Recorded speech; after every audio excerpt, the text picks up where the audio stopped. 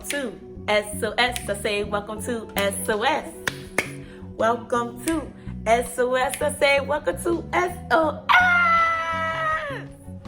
Hey y'all, I'm Janay. Welcome to SOS. And SOS stands for Sudden Overflow Sundays. But I'm thinking about taking a different turn, to be honest with you all.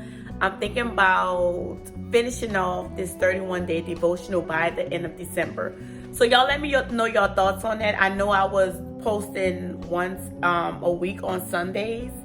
But I think I want to finish this year off with the 31-day devotionals, and then 2023 start off with something else, like a new segment. But y'all let me know in the comments below what y'all thoughts on that. So before we get into day 10 of the 31-day devotional, that free 31-day devotional, I want to ask y'all, how y'all doing today? Y'all having a great day?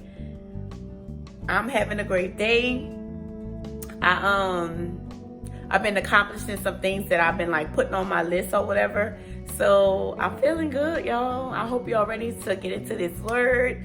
So let's get into the word. So we're on day 10. And let's see. So day 10 is on taking refuge in the Lord. But before we talk about that, y'all, I wanted to look up like the definition of refuge. So let's read the definition of refuge. So refuge is defined as shelter or protection from danger or distress. Taking refuge is like finding a safe place during a storm or finding comfort in the time of trouble. So before we get more into taking refuge, we all take refuge in something. Like me, or take comfort in something. So for me, I like to take comfort in working out.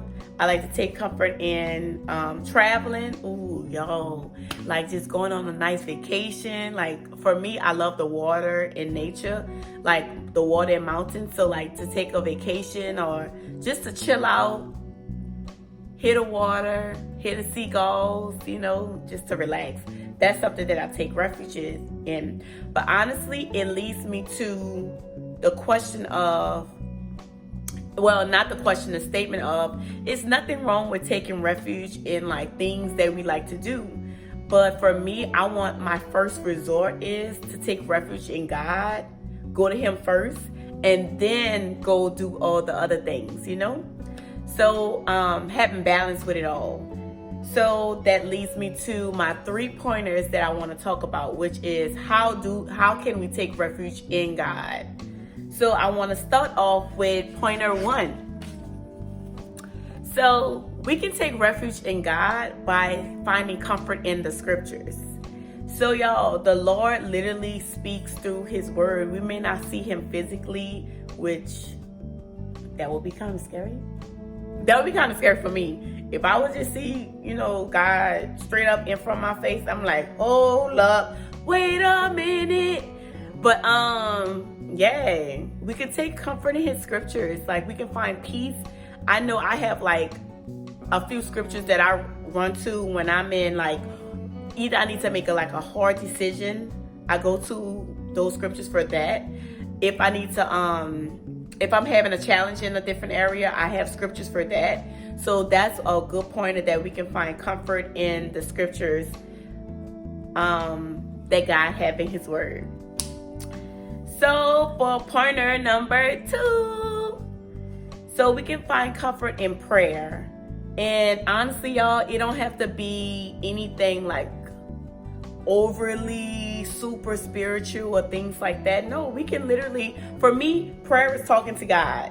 So I find comfort in talking to Him, whether I'm taking a stroll or walk, whether I'm with my little cousins and they off the chain and they having fun and they jumping and doing some silly things. I find comfort in that. Prayer, like I said earlier, is literally talking to God, y'all. So for me, when I'm praying, I'm like, God, what you think about such and such? I talk to Him like He's literally a friend. So I'm like I would call one of my friends and be like, hey, what do you think about this? What's your thoughts on this? Or, God, like, I think this is the right decision, but I know your words say this, and this is not giving me peace in this area. So I don't know if I should make that move. So that's just different ways that I talk to God. Again, that's just a way that I talk to God. But you can find ways you can talk to God as well, different ways for you. So, and lastly, we can find comfort in finding a consistent place to spend time with God on a regular basis. Again, y'all, we don't have to make it overly complicated. This can literally be in the morning. I love to wake up early in the morning. Like, I don't know about y'all, but do y'all feel like when you wake up early, if you're a morning person, I'm a morning person, but do y'all feel like when y'all wake up early, you can feel like, it's like so quiet. It's so peaceful. Everybody in the world basically is chilling. They sleep. And I'm like up, I'm moving. Cause everything is so clear and everything is so like quiet. I feel like I can hear God clearly. So I consistently have a time in the morning where I'm just like, whether I'm just quiet and just have my eyes closed and just letting God speak to me. Because sometimes, y'all, life get busy for us all. Like, that's real. But sometimes it's good. A lot of times it's good to just like stop and literally listen to God. You know, we can get so busy with doing these things, checking off our daily list, checking off things that we just have to do or accomplishes, which, you know, we have to do it. We're adults. But it's also so good, y'all, to just stop consistently and hear the voice of God. Now, for me, that's in the morning for me. For you, it could be late at night.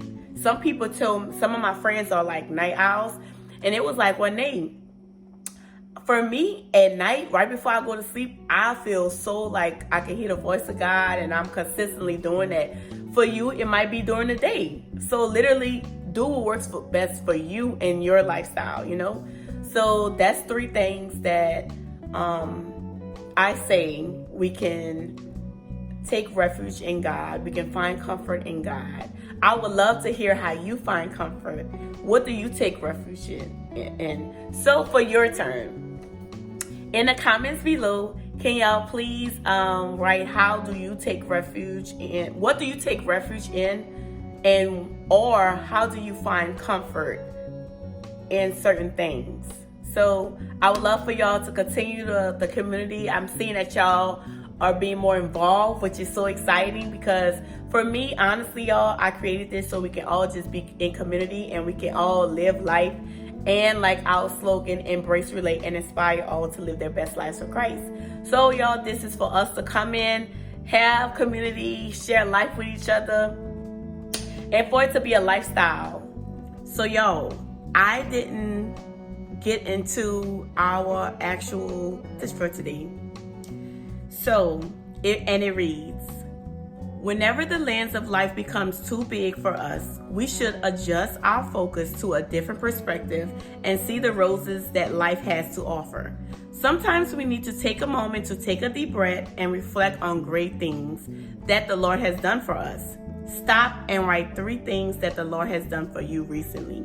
So if you want to pause right now and stop and write the 3 things, because I know sometimes we get busy and we may just forget, and that's normal.